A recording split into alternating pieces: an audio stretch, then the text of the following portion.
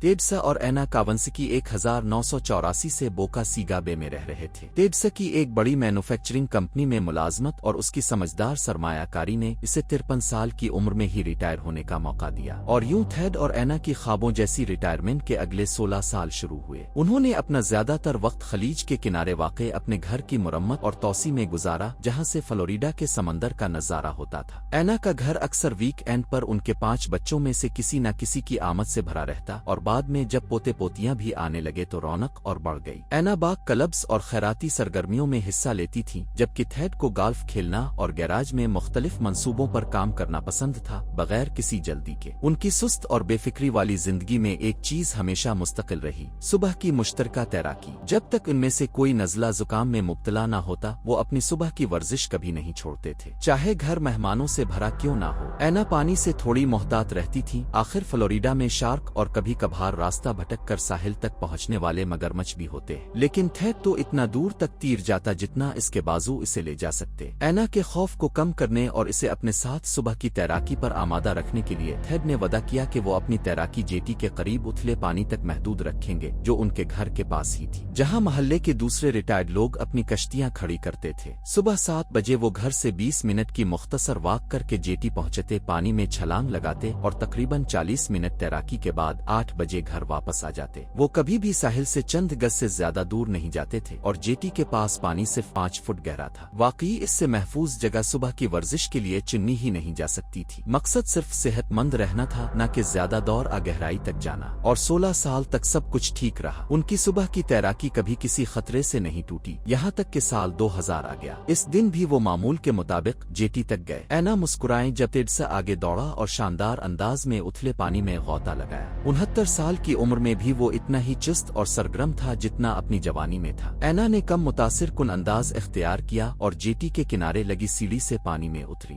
मगर यही छपिक्का एक हौलनाक सिलसिले का आगाज था। एन इसी लम्हे जब थेड पानी में गिरा, एक 9 फुट लंबी 400 पाउंड वजनी टाइगर शार्क उथले पानी में अपने नाश्ते की तलाश में गश्त कर रही थी। पिछली रात शिकार कम मिला था और माही गिरों के छोड़े हुए मछलियों के अंदरूनी आज़ा की बो इसे साहिल के करीब खींच लाई थी। बदकिस्मती से थेड ठीक इसी जगह से सिर्फ 2 गज दूर पानी में कूदा जहां शार्क मौजूद थी। इस छपिक्के ने इसे फौरन शिकार के फितरी मोड में डाल दिया। पानी में एक जिंदा मखलूक थी और उसके लिए शिकार होता है, खास तौर पर अगर वो खुद उसके सामने आ गिरे। एना का बायां पांव अभी पानी को छुआ ही था और वो अपने शौहर को आसान फ्री स्टाइल स्ट्रोक में तैरते देख रही थी कि अचानक एक पंख पानी चीरता हुआ बर्क रफ्तारी से थेड की तरफ बढ़ा। इसकी आंखें फैल गईं और वो खबरदार करने को चीखने लगी, मगर सब कुछ इतनी तेजी से हुआ कि आवाज भी ना निकल सकी। इफरीत पानी से बाहर उभरा, जबड़े खिले हुए और सीधा थेड के बाईं पहलू पर जा पड़ा। जर्ब की शिद्दत से थेड कई फुट दूर जेटी की तरफ उछल गया, जैसे पानी में उछलती गुड़िया। ये मंजर सिर्फ एक लम्हा रहा। शार्क इसे पानी के नीचे ले गई और अपने तेज दांतों से एक ही काट में इसका पूरा बायां पेट, जिगर और पसलियों के टुकड़े नोच लिए। थेड बेहोश हालत में सतह पर आ गया। हमला इतना अचानक और शदीद था कि इसे समझने का मौका ही ना मिला कि हुआ क्या है। इसे सिर्फ जोरदार जर्ब, पहलू में दबाव और नमकीन पानी का घूंट महसूस हुआ। जख्म इतना बड़ा था कि इसका आधा से ज्यादा खून समंदर में बह गया। शार्क के जबड़े ने इसकी बगल से कूले तक हिलाल नुमा निशान छोड़ दिया था, गोश्त और हड्डी को ऐसे चीर दिया जैसे कुछ हो ही ना। एक ही काट में इसका बायां हिस्सा तकरीबन गायब हो गया और अंदरूनी आज़ा बाहर बह निकले। एना इसके सतह पर आने से पहले ही जेटी के साथ साथ भागती हुई मदद के लिए चीख रही थी। दूसरे तैराक, कुश्ती मालिकान और माहीगीर फौरन जमा हो गए। एक बूढ़े शख्स ने एना को थाम लिया, जबकि 8 आदमी जेटी की तरफ दौड़ पड़े। जब वो पहुंचे तो शार्क पलट कर दोबारा इस बेजान जिस्म की तरफ बढ़ रही थी जो सुर्ख पानी में तीर रहा था। बगैर हिचकिचाहट सब आदमी एक साथ पानी में कूद पड़े, चीखते और पानी पर हाथ मारते हुए। अगर एना खुद पानी में जाती तो तकरीबन यकीनी था कि अगला निशाना वो बुनती, मगर 8 आदमी एक अकेली औरत जितना आसान शिकार नहीं थे। शार्क ने खतरा भांप लिया और गहरे पानी की तरफ भाग गई। आदमियों ने थेड को जेटी पर खींच लिया। कुछ लोग पहले ही 911 पर कॉल कर चुके थे, मगर जब उन्होंने इसे लुटाया तो हकीकत वाज़ेह हो गई। एम्बुलेंस वक्त पर नहीं पहुंच सकती थी। इसकी आंखें उलट चुकी थीं, सांस हल्की और घटी हुई थी और पहलू के बड़े जख्म से बाकी मांदा आंतें बाहर निकल रही थीं। उन्होंने हर मुमकिन कोशिश की कि खून और आज़ा को संभाल सके। उन्होंने अपनी जान खतरे में डालकर इसे बचाने की कोशिश की थी, हार मानने के लिए नहीं। मगर थेड ने एक आखिरी सांस ली और पानी से निकालने के 1 मिनट से भी कम वक्त बाद दम तोड़ दिया। फिर भी वो जख्म पर दबाव डालते रहे, किसी मुजिजे की उम्मीद में। 15 منٹ بعد ایمبولینس پہنچی، مگر تب تک وہ صرف اس کی ٹھنڈی ہوتی لاش اٹھا سکے۔ جس شخص نے اینا کو پکڑا ہوا تھا اس نے اس کا چہرہ اپنے سینے میں چھپا لیا اور سرگوشی کی کہ وہ نہ دیکھے۔ جب MTs اس کے شوہر کی ٹوٹی پھوٹی لاش لے جا رہے تھے، یہی اجنبی اسے اپنی گاڑی میں ہسپتال لے گیا اور راستے میں اس کے بچوں کے رابطے پوچھتا رہا۔ اینا صدمے میں تھی اور مشکل سے 2 لفظ جوڑ پاتی تھی، مگر اتنا بتا دیا کہ وہ کم از کم اس کے 2 بیٹوں تک پہنچ سکے۔ وہ شخص اگلی صبح تک اس کے ساتھ رہا۔ بعد میں پتہ چلا کہ وہ بھی ریٹائرڈ تھا اور ان کے گھر سے صرف 1 بلاک دور رہتا تھا۔ اسی ہولناک واقعے نے اسے اور اس کی بیوی کو اینا کے خاندان کا قریبی دوست بنا دیا۔ اگر وہ نہ ہوتے تو شاید اینا اپنے شوہر کی اتنی دردناک موت کے بعد پہلا سال برداشت نہ کر پاتی۔ بچے اور پوتے پوتیاں پہلے سے زیادہ آتے تاکہ اینا کو مصروف رکھ سکے۔ جب وہ نہ آ پاتے تو اس کے نئے دوست اس کا ساتھ دیتے، مگر اتنی حمایت کے باوجود اینا کو ڈراونے خوابوں سے نجات پانے میں برسوں لگ گئے۔ وہ اس واقعے کو فلم اعجاز کے منظر جیسا بیان کرتی تھی اور اپنے محبوب شوہر کو اپنی آنکھوں کے سامنے ٹکڑے ہوتے دیکھنے کی تصویر کبھی دل سے نہ نکلی، چاہے خواب آنا بند ہو گیا۔